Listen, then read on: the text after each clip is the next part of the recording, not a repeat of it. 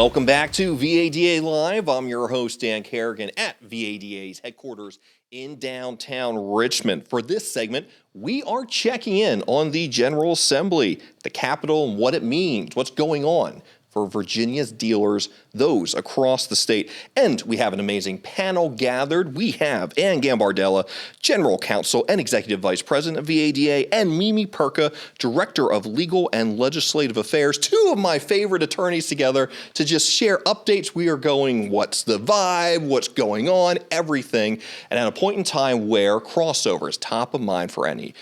Welcome to VADA Live, both. So Anne, let's start with you. 5 weeks into time we're recording this segment, what has been standing out to you? What's the vibe check? What's going on at the General Assembly this year? Well, first of all, there's always some constants at the General Assembly. The first is the session crud, which I've managed to catch, so excuse my voice for the day. I think the way I would describe it is there just haven't been a lot of surprises in my view. You've had a General Assembly that's been controlled by Democrats for 2 years before this.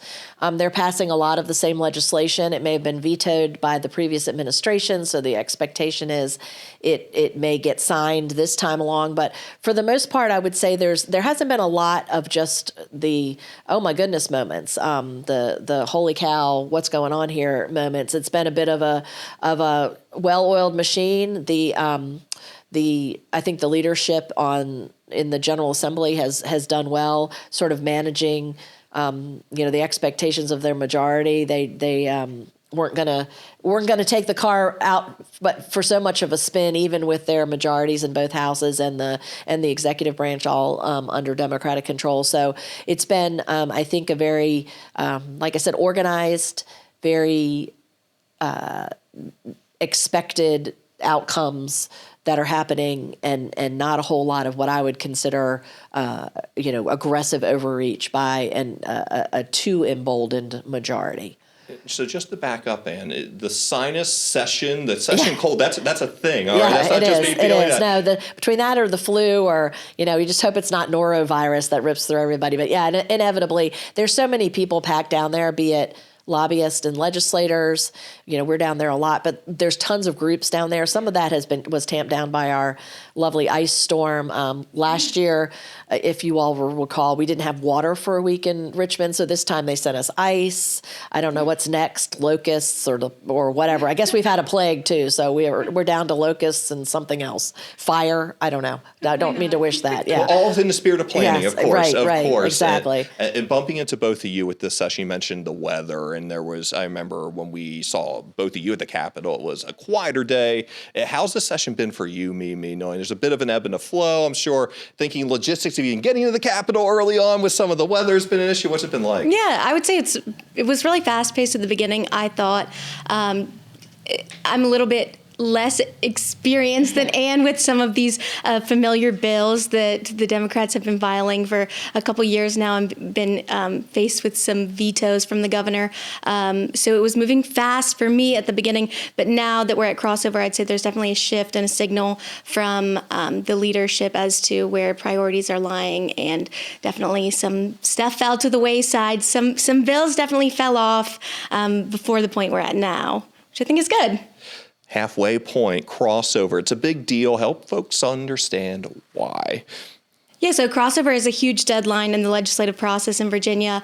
Today is Tuesday, and it marks the day that both chambers need to finish working on pieces of legislation filed within that originating chamber.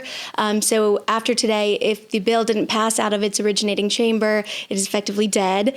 And tomorrow, all the bills passed out of the House and all the bills passed out of the Senate will cross chambers. The Senate will see the House bills and the House will see the Senate bills, and then they'll eventually decide what the full package of legislation is going to be that will be sent to the governor. And with that parliamentary procedure, that element being a part of this too, what does crossover and how things are moving or not moving tell both of you in a given year? I think the biggest thing is where the big issues are, and any differences in legislation that may have started on both sides of the General Assembly where the House and the Senate are sort of staking their positions. You've always got the administration has the final has a say, but the General Assembly has to pass legislation out of both chambers that is identical, and if not, you go through a conference committee, and if they can't agree, then there is no legislation to send to the governor. So right now, it looks like some of the bigger issues, there's a lot of similarities in what the House and Senate have been passing, and then of course this year we also have a budget that needs to be passed. Virginia works on a 2-year budget cycle, so this year. They've already passed some adjustments to the existing budget, which they have to do because we also have to have a balanced budget, so they have to sort of true it up every year. But they'll pass a new spending plan, and that may be where some of the rubber tends to hit the road at the end of session, and we'll see how nice the House and Senate are playing with one another. No fissures or chasms have been opening up among the leadership yet, but give them time. There's always time for some squabble to happen. And I was even joking with Don about something that was going on earlier this week. I said, yeah, but we've reached the point in session where the thing isn't about the thing, right? It's about the other thing. So it could be that two people are mad about something and it translates and pops out on another issue. So I always joke that, or we like to joke, it's that time of year where the thing is not about the thing anymore. It's about the other thing. So it's just the silliness of legislative process, and the old joke about not wanting to see legislation or sausage made is quite true. It's very interesting to watch, committees pass bills in concept. Oh, we'll get the language right later. Oh, okay, great. As a lawyer, I'm twitching, going, yeah, tell me what the words say. So it's never a dull moment, but it's fun. We'd all be doing something else if we didn't. And it's, in my mind, there's a very predictable pace and a very predictable march on how all this works. And I haven't seen what I would think of as huge deviations from the norm this year. How much prep goes into getting to that point? Even the intel you had mentioned, these conversations, I almost, me, I'm full of poor sports metaphors, just kind of having your scouting, your game plan, but also doing that, drawing up the plays and the research. Take me behind that work. Is it, you're reading the equivalent of the Iliad every single, session. What's that like to get here, and how does that help auto dealers at the end of the day?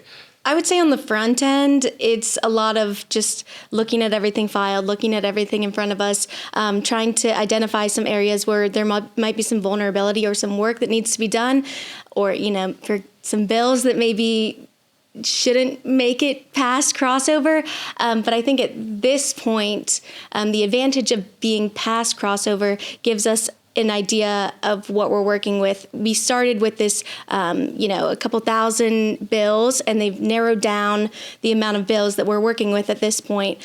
So we have a smaller universe of the bills that we'll see being worked on in the next couple weeks. So we're really able to identify some vulnerabilities on certain bills, see where there might be room for improvement, see which bills might have too much momentum to draw back at all, see where maybe we're going to need to tackle this on the executive level, and where we need to get our members involved. There's a lot of preparation and a lot of decisions made behind the scenes with us and with Dawn and our team about where we want to go and how we want to tackle certain pieces of legislation.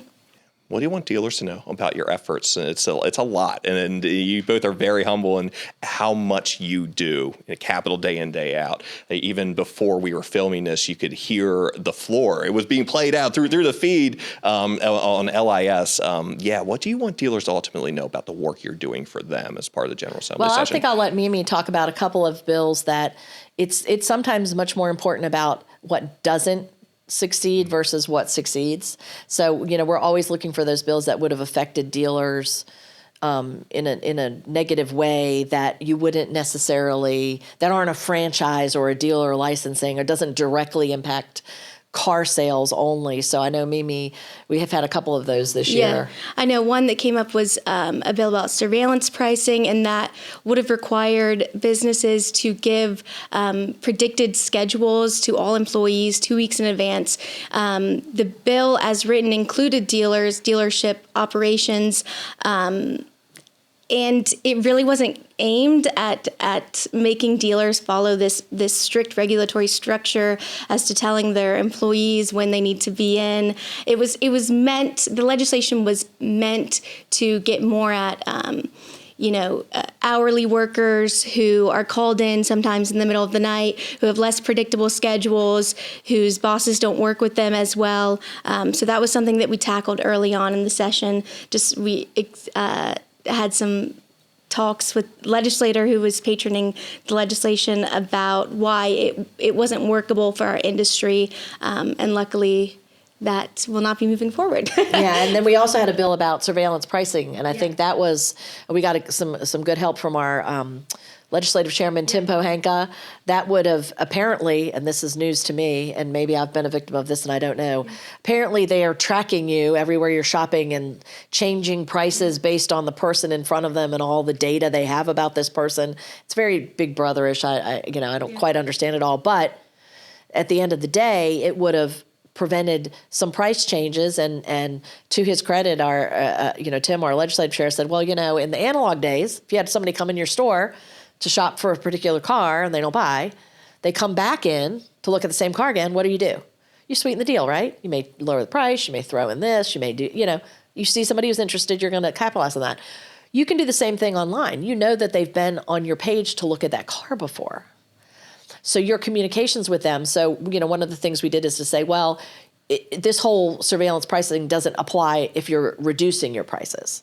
Yeah. For instance. So the bill before would have said you can't change the price. Well, that's not really what you're trying to regulate. You're trying to regulate the fact that you're raising the price based on something you know about that person. They might be willing to pay more because of their zip code or their whatever, their buying habits. Yeah. So, those are the kind of changes that we look to make to sort of get our people out of the bill. Now, both the predictive scheduling bill that Mimi described and the surveillance pricing, both of those went away because they had some other problems, but we fixed them for dealers as well. And Mimi, maybe you want to talk about Solar Canopies. Who would have thunk? Oh, yeah. Anne and I had an opportunity to get involved in Solar Canopies this year, which was a bill heard in the counties, counties, cities, and towns, and then local government in the Senate. Yep. And those are committees that we don't often appear at. So they, Senator Jeremy McPike, he is the committee chair over in the Senate, and he joked when we came in. He basically, are you lost? Can we help you?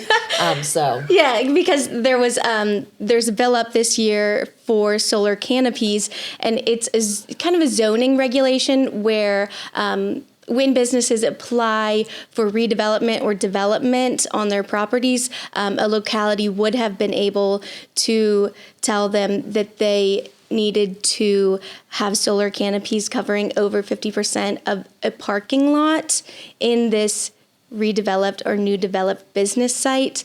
And we were able to work with them a little bit just on how that would impact dealerships differently than other business sites.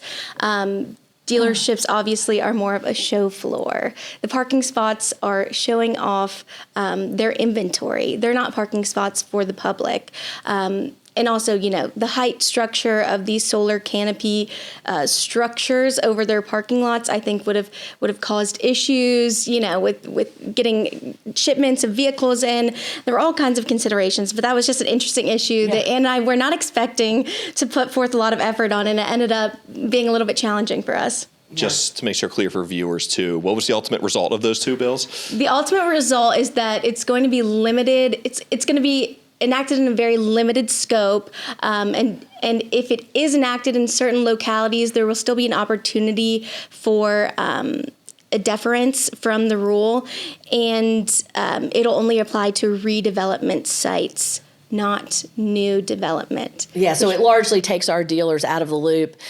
This is one of those examples that works for and against dealers. Virginia has what they call a Dillon rule, and that means that the localities can only do what the General Assembly specifically allows them to do.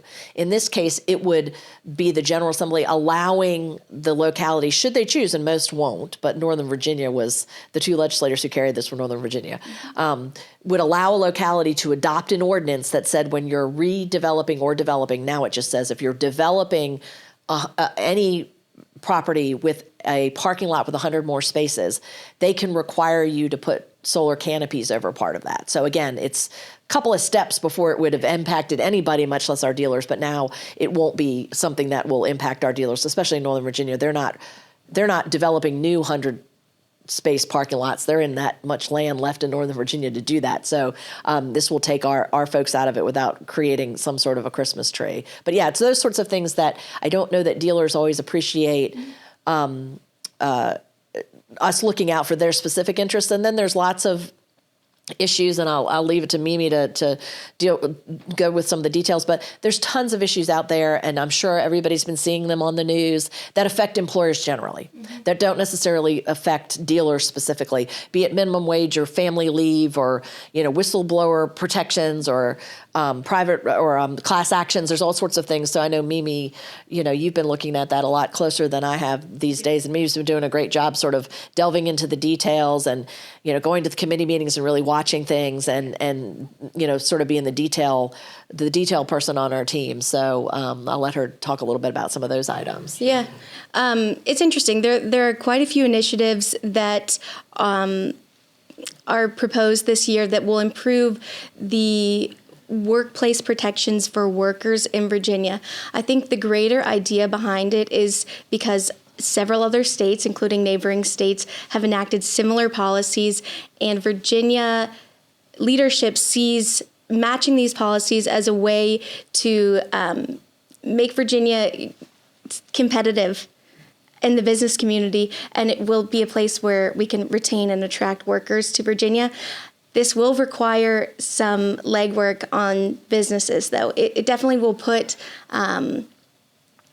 it'll restrict businesses in Virginia in a way that will be new, but hopefully these new protections for workers will eventually be advantageous for Virginia as a whole. And again, we'll cover a lot more of sort of details. A lot of these are a bit out into the future. Minimum wage, for instance. I don't know. There's a lot of people in our dealerships that are making minimum wage. There's paid family leave, but that's a program that's not due to start until 2029, and it's not due to start being funded even until 2028. So lots of miles to go before we sleep on those sorts of things. But there's lots of movement on those issues. That goes back to my opening comments about how these are the bills that have been passed for 3 years now. These are not new. You had an administration that put the brakes on them with vetoes last go round. We expect that this administration will look a little bit more favorably on them. But again, they're going to have their bite at the apple too. And then a number of them have certain guideposts they have to hit. They may have to be reenacted in order to even be effective. So there's lots of recognition that these things are not necessarily going to change tomorrow. Yeah.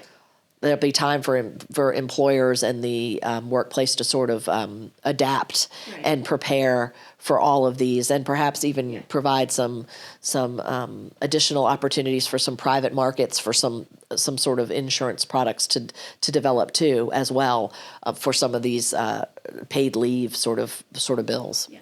I must say, both, one of the thrills of hosting VADA Live is having an amazing guest. I leave smarter from all these segments, and you two are certainly, I'm learning so much about the work and the insight.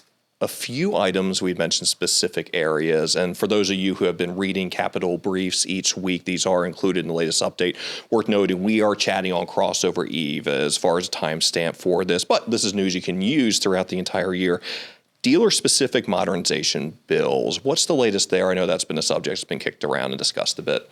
Yeah, there were a number of bills that were put forward about the dealer licensing laws. There's always little tweaks you can make here and there, and so those issues were some that were identified by the VADA, so they have maybe less application to the franchise side of things. But we always make sure. In fact, we amended 2 or 3 out of the 5 to make sure that they didn't adversely impact our folks, from changing the claims under the transaction recovery fund to making a modest change to how you can use your D tags, to changes to allowing you to put customers tags on dealership vehicles if they're in the service department for longer stretches, stretching from 5 days to 30 days.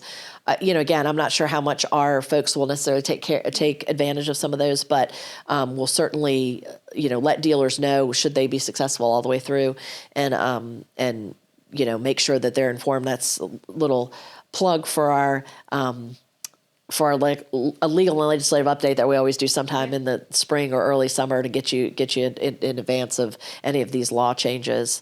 And then we always encourage everyone to come to Dealer Day as well, which is next week.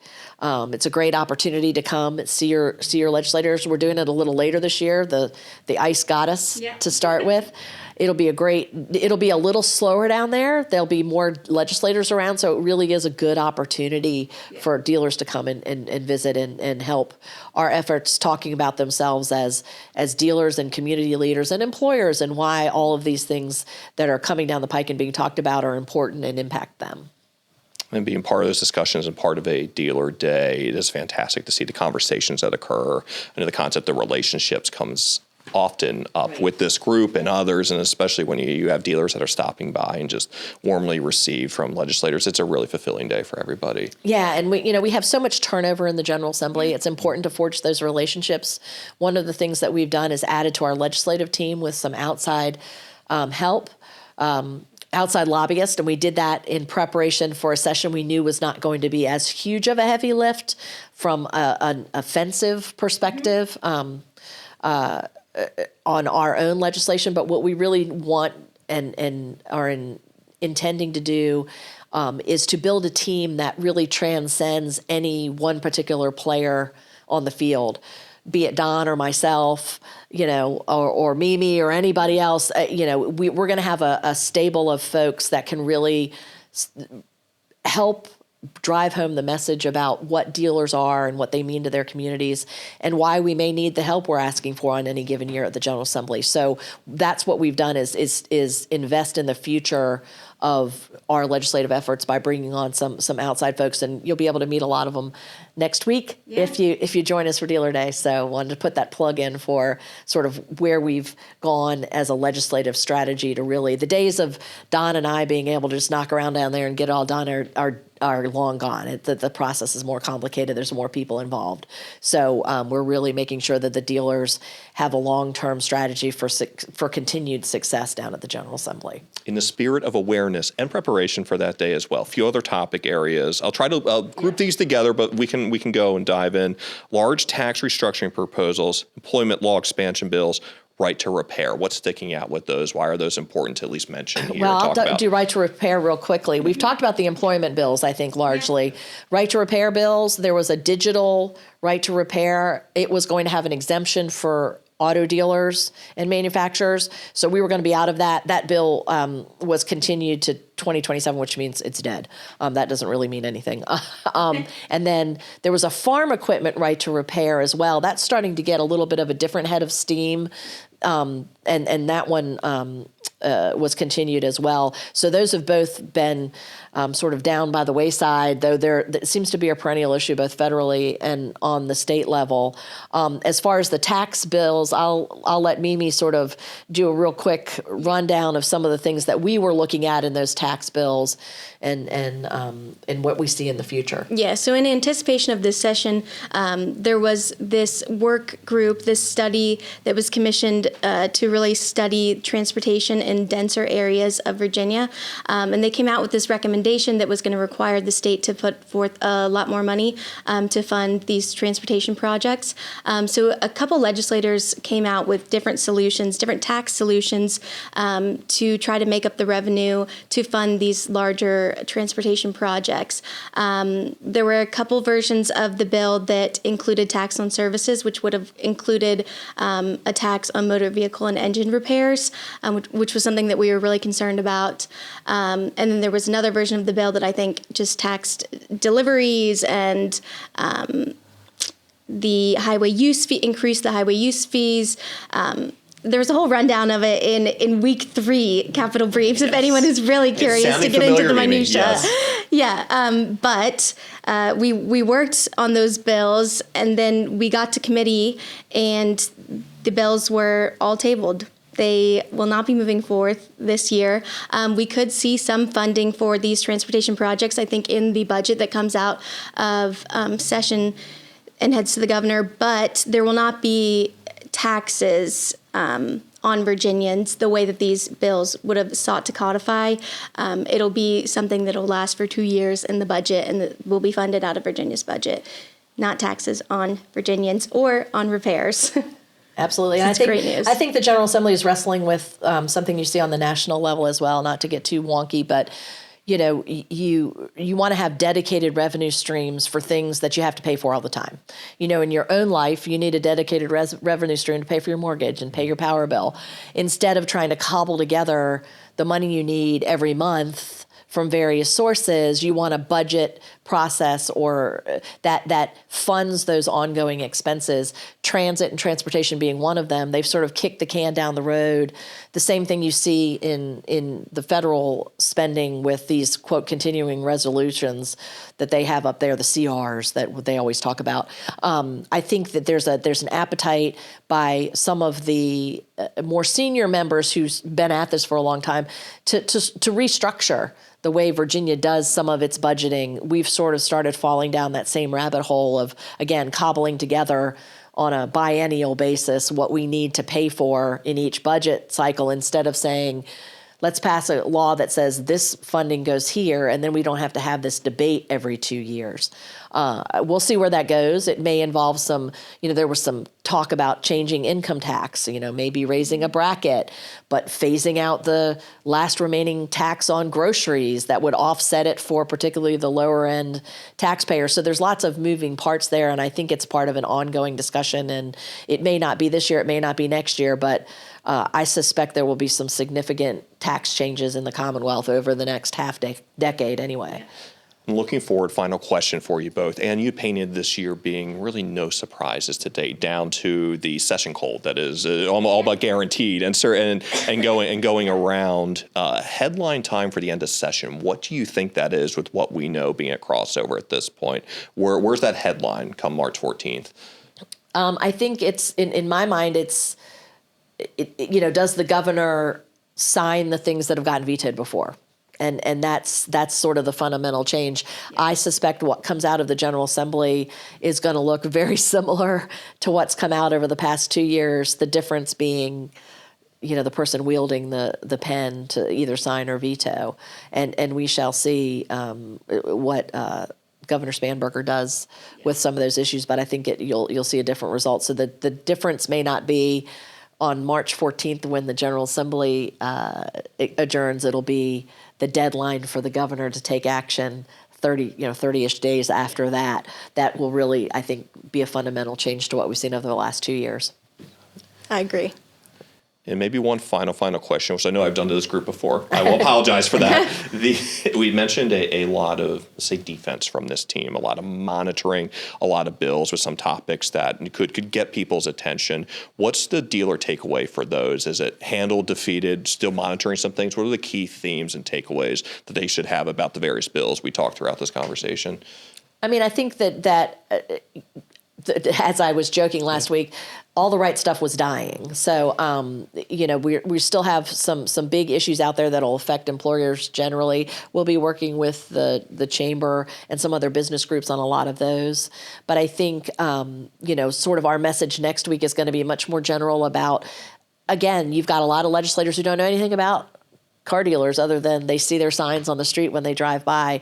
They don't understand that, they own all of the dealership, they own the inventory, they employ X number of people. This is how they get paid for their warranty pretty unfairly. Lots of issues out there that we see.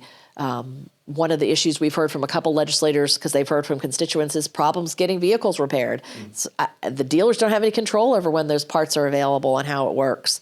So, some of those messages, hearing from the people on the ground is useful. And I think that's going to be more important than any particular little niche issue that in large measure we've handled. And that's what we're here to do, is to make sure that we read through all those bills and identify the things that could adversely impact them.